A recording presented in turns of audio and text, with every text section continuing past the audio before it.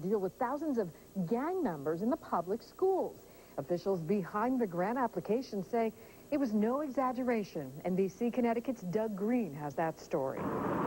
Here on Albany Avenue, there's just about always been talk of gang activity. Is this a gang symbol, or did somebody just spray paint the Ave to be part of the community? To get $500,000, the city's Office of Youth Services told Washington there were 4,000 kids involved in gangs. What we're talking about in this grant is kids 10 to 15 years of age who are really disconnected.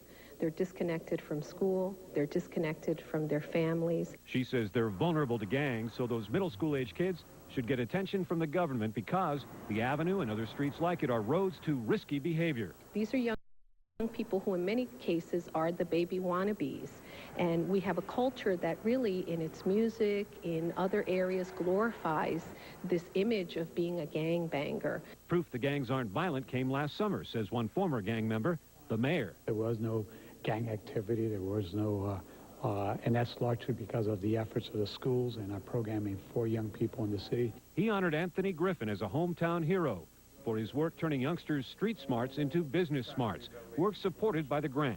Griffin says the gangs are attractive because the kids are so unskilled and so desperate for something to do with their time and energies. You know, I just think it's just the complications of those things not being in place and the gang being in place that gives the gang the more of the influence.